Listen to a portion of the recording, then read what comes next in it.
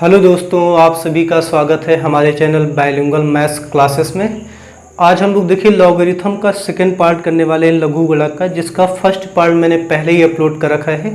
अगर आपने नहीं देखा है तो आप सबसे पहले जाके उसको देख लीजिए, क्योंकि लॉगरिथम है क्या इसका बिल्कुल बेसिक मैंने जो है फर्स्ट पार्ट में केवल बेसिक ही एक्सप्लेन कर रखा है। क्या कि लॉगरिथम है क्या, इसकी ज़रूरत क्यों पड़ी, ये सब मैंने पहले वीडियोज़ में मैंने एक्सप्लेन कर रखा है।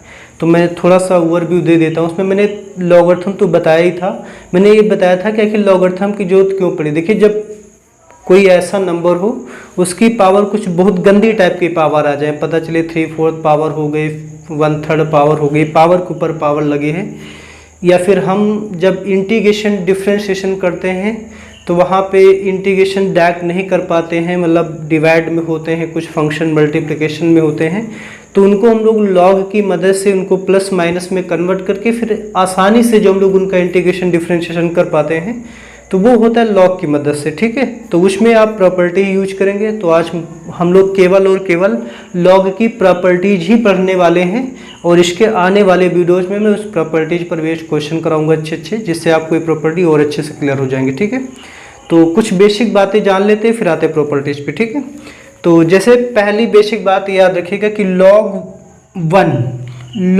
1 बेस ए, कोई भी नंबर बेस में हो सकता है। log 1 की वैल्यू होती है 0। कैसे होती है आप मुझे बताइए। देखिए यहाँ पे बेस कितना है, a, तो आप कहेंगे a की ऐसी कौन सी पावर मैं यहाँ पे रखूँ कि क्या आ जाए, 1 आ जाए। मीनिंग यही होता है। अगर आपने पहला पार्ट नहीं देखा तो आप पहले जाके देख लीजिए। तो इसका मतलब है कि a की वो कौन सी पावर रखी जाए कि 1 आ जाए। तो आप कहेंगे a की पावर 0 कर दो तो आंसर 1 आएगा। तो इसीलिए log 1 बेस a की वैल्यू क्या होती है, 0। ठीक है, इसी तरीके से log a base a equal to क्या होता है, 1। कैसे होता है, देखिए यहाँ पे बेस कितना है, बेस a है, तो a की ऐसी कौन सी पावर में रखूं कि क्या आ जाए, a आ जाए। तो आप कहेंगे a की पावर 1 कर दीजिए तो a आ जाएगा। तो इसकी वैल्यू क्या होती है, 1। ठीक है ना, याद रखेंगे। log 1 बेस कुछ भी हो, आंसर हमेशा क्या आएगा, 0 आएगा। जब बेस और ये नंबर ये दोनों सेम हो जाएंगे तो आंसर फिर भी क्या आ जाएगा, 1 आएगा। ठीक है, अब देखिए यहाँ पे क्या है, जैसे यहाँ पे नंबर a है और बेस क्या है, उसका रेसिप्रोकल है, तो इसमें जो log की जो वैल्यू होती है -1 होती है। हुई कैसे, ये भी मैं आपको बता देता हूँ। देखिए यहाँ पे बेस कितना है, 1/a, तो आप कहेंगे कि 1/, की ऐसी कौन सी पावर मैं यहाँ पे रखूँ कि -1 आ जाए, यही आप कहेंगे। तो आप कहेंगे यहाँ पे ऐसा करिए, इसकी पावर -1 कर दीजिए, जो आंसर 1 आ जाएगा माइनस का। ठीक है, सॉरी, मतलब a आ जाए, मैंने थोड़ी सी गड़बड़ी कर दी, यानी कि 1/a की ऐसी कौन सी पावर यहाँ पे रखी जाए कि a आ जाए। तो आप कहेंगे कि 1/a की पावर जो है -1 कर दिया जाए तो a आ जाएगा। तो यानी इसकी वैल्यू क्या होती है, -1। वैसे ही अगर आप इनको इंटरचेंज कर देंगे तब भी इसकी वैल्यू क्या हो जाएगी, -1। ठीक है ना, तो पहला पॉइंट आप याद रखेंगे, log 1 बेस कुछ भी हो, आंसर 0। अगर ये बेस और नंबर सेम हो गए तो log की वैल्यू क्या हो जाएगी, 1। ठीक है, और ये दोनों अगर एक दूसरे के रेसिप्रोकल हैं, उल्टे, तो इसकी वैल्यू हमेशा -1 ही होने वाली है। तो कुछ बेसिक टर्म्स है जिनका क्वेश्चन में हम लोग यूज करेंगे, याद रखेंगे। ठीक है, ये बिल्कुल जो है डिफिनीशन पर ही बेस्ड है, बिल्कुल बेसिक बातें हैं सारी, जो मैंने पहले वीडियोज में एक्सप्लेन कर रखा है। अगर आपने नहीं देखा है तो आप जाके देख सकते हैं, फिर मैं डिस्क्रिप्शन में उसका मैं लिंक दे दूंगा, आप वहाँ से डायरेक्ट जाके उसको देख सकते हैं। ठीक, अब आते हैं हम लोग प्रॉपर्टीज पर।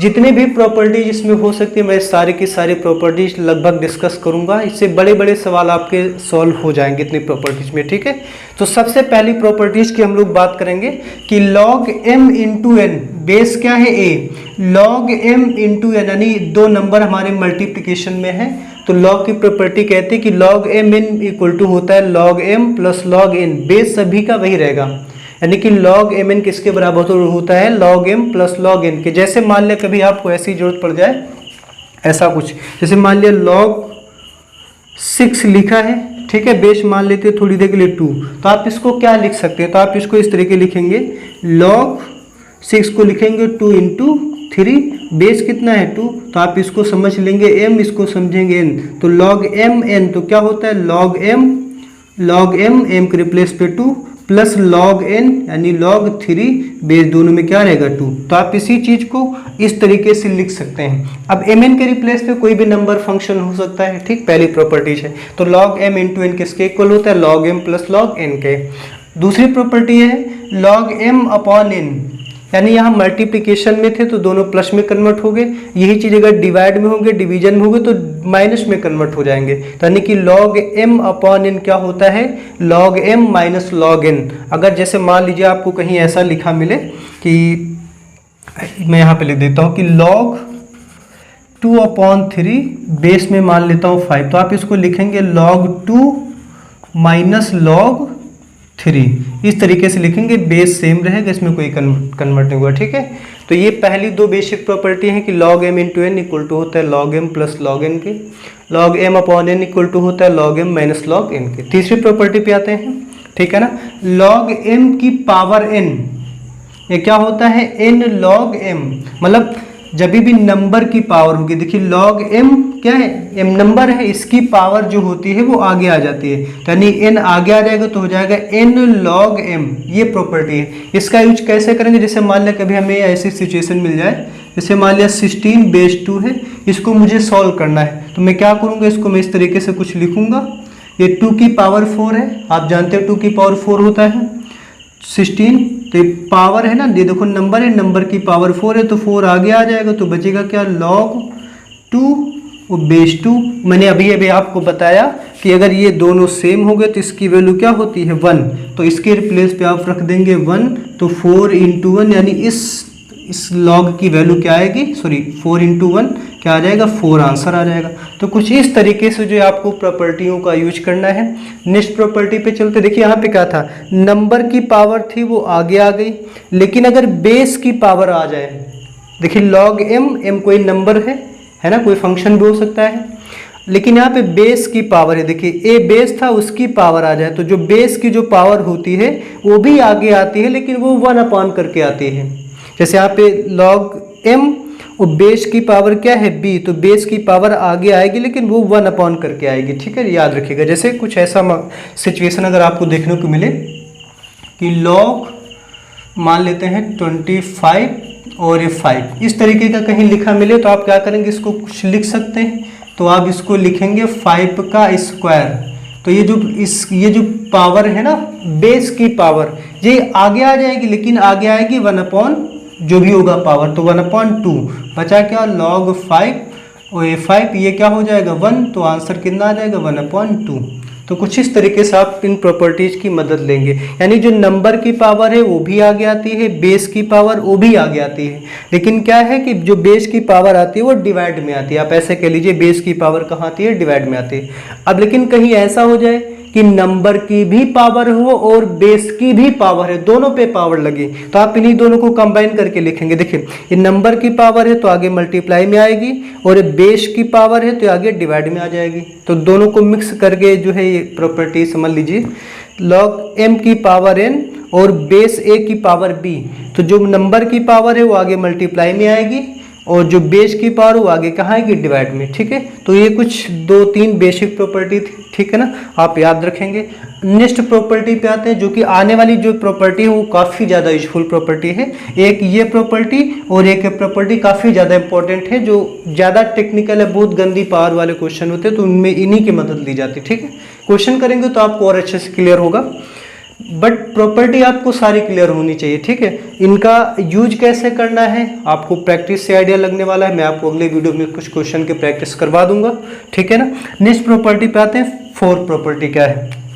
ठीक है ना, जैसे मान लेते हैं log b, ये मेरा कोई नंबर है ना, ये यहाँ पे ये जो log b है ये किसी नंबर की पावर में है, ये जो log b है क्या, किसी नंबर की पावर में है, तो जो नंबर की पावर में log b है, जैसे नंबर यहाँ पे लिखा 5 और यहाँ बेस भी 5 हो, तो ये दोनों कैंसिल हो जाते हैं, डायरेक्टली आपको नंबर मिलने वाला है।